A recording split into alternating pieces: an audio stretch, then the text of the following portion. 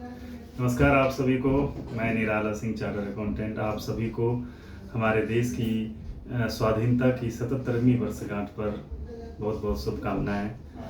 और मैंने कुछ दिन पहले एक सोशल मीडिया पर एक कविता पढ़ी थी जिसका शीर्षक था मैं बिहार हूँ। और उस समय जो है हमारे जो बिहार के जो राजनीतिक, सामाजिक, आर्थिक, सांस्कृतिक मूल्यों को जो बढ़ाने में जिनका योगदान रहा उनकी चर्चा थी। जैसे उसमें लिखा हुआ था ज्ञान में चाणक्य का, शिक्षा में विक्रमशिला का, इतिहास में वैशाली का, तप में बुद्ध का, आंदोलन में जेपी का, कवि में दिनकर का। इन लोगों का जो समर्पण और इन लोगों का जो प्रयास था बिहार को बनाने में, बिहार के गौरवशाली इतिहास को, वो काबिले तारीफ था। लेकिन आज मैं सोचता हूँ कि क्या आज का बिहार वाकई उस तरह से है?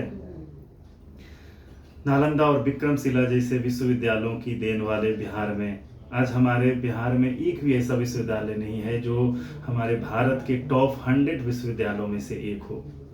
हमारे देश की जो शिक्षा व्यवस्था है वो काफ़ी पिछड़ चुकी है। ये अलग बात है कि ये का अक्सर सुनने को मिलता है कि सबसे ज़्यादा IAS IPS बिहार से आते हैं। ये सही भी है और सही नहीं भी है, क्योंकि भारत की जो आबादी की दृष्टि से बिहार सबसे बड़ा राज्य है, 2 या 3 नंबर पे है। और सबसे ज़्यादा जो बच्चे यूपीएससी की तैयारी करते हैं वो बिहार और उत्तर प्रदेश से। तो लाजमी है कि जो संख्या है रिजल्ट का उसमें बिहार और उत्तर प्रदेश के ज़्यादा हैं।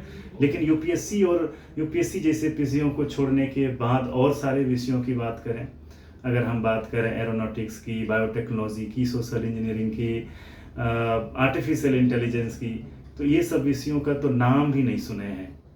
हमने हाल ही में करियर काउंसलिंग प्रोग्राम किया था देश हमारे बिहार में जो बांका जिले और मुंगेर जिले के करीब हमने 10-12 स्कूल में गए थे। और हमने बच्चों से पूछा कि वो CA, CMA, company secretary, cost accountant, chartered accountant के बारे में नाम सुने हैं।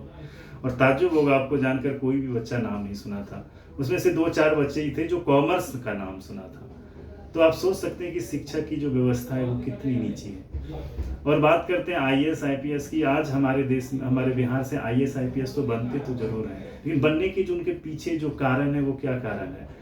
वो आर्थिक पिछड़ापन, वो समाज में जो अपेक्षाओं का जो वो दौर से जो वो गुजरते हैं, और उसको एक ढाल के रूप में यूपीएससी को वो लोग जो है वो पकड़ते हैं कि हम अगर IAS बन जाएंगे तो इस चीज़ों से निकल जाएंगे। और वो IAS होने के बाद बिहार को इस कदर वो छोड़ के जाते हैं। हमने तो ये भी सुना है कि वो पुरखों द्वारा बनाए गए मकान के ईंट तक बेच के वो दूसरे राज्यों में शिफ्ट कर जाते हैं और बिहार को पिछड़ाई छोड़ के चले जाते हैं। तो ये सही मैंने बोला कि हम बिहारी तो आगे हैं लेकिन हमारा बिहार पिछड़ा हुआ है। तो अब क्या है कि हमारे देश बिहार में रह किया जाता है? किसान, बूढ़े माँ बाप, कुछ युवा बेरोजगार और छात्र, जिनका फ़ायदा हमारे माफिया और राजनेताओं की जुगलबंदी इसका फ़ायदा उठाते हैं। वो अपने व्यक्तिगत स्वार्थ के लिए इनका यूज करते हैं। और वहाँ पे जो है बेरोजगारों की फौज तैयार हो जाती है, क्योंकि बिहार में 80% से ज़्यादा छात्र छात्राएं जो हैं वो ह्यूमैनिटी सब्जेक्ट लेते हैं। वो ज्योग्राफी, हिस्ट्री, सिविक्स, पॉलिटिकल लेके, और वो एक बहुत बड़ा बेरोजगारी का दौर वो खड़ा कर देते हैं। और भर भर के ट्रेनों में से भर कर वो दिल्ली और मुंबई जैसे बड़े शहरों में छोटे छोटे नौकरी मजदूरी के पलायन के लिए वो मजबूर हो रहे हैं।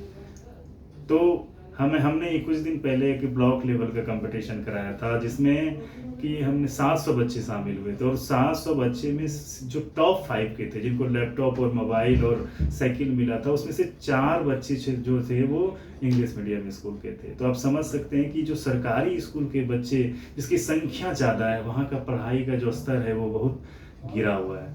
चाहे वो शिक्षक का जो है उसका एब्सेंट होना हो, या इंफ्रास्ट्रक्चर की कमी हो, या उसका गाइडेंस की कमी बोल सकते हैं। तो कहीं ना कहीं एक बेहतर बिहार की जो संकल्पना हम सदियों से करते आ रहे हैं बहुत ही मुश्किल लग रहा है। और मैं अगर अलग प्रदेशों से इसकी तुलना किया जाए तो बिहार मुझे लगता है कि 50 से 60 साल पीछे चल रहे हैं। तो कहीं ना कहीं हम जैसे पढ़े लिखे युवाओं का ये कर्तव्य बनता है। आज का दिन 15 अगस्त का दिन है, स्वाधीनता का जो है जश्न मना रहे हैं हम लोग, तो कहीं ना कहीं हम एक व्यक्तिगत सोच से परे हटकर अगर हम देश हित के बारे में सोचें, प्रदेश के हित के बारे में सोचें, तो कहीं ना कहीं हम जैसे युवाओं का ये फर्ज बनता है, नैतिक दायित्व बनता है कि हम जो जो समाज के जो पिछड़े, दबे कुचले, असक्षम, असहाय, बेरोजगार, मजबूर लोग हैं, उनको हम लोग सहायता करें, मदद करें। और हमें लगता है कि हमारे सामूहिक प्रयास से ही ये चीज़ें बदल सकती है। हम केवल अगर सरकार के भरोसे रहें या किसी व्यक्ति विशेष के भरोसे रहें तो नहीं होगा। और हमारे बिहार में ही मांझी माउंटेन मैन जैसे उदाहरण हैं जो खुद पहाड़ को काट कर रास्ता बना दिए। तो मैं आप सभी से एक बार फिर से निवेदन करूंगा कि आप सभी लोग आएँ और जो है अपने अपने क्षेत्र में इंडिविजुअल कैपेसिटी में कुछ समाज के लिए, अपने गांव के लिए, बिहार के लिए, देश के लिए कुछ करें। धन्यवाद। जय हिंद।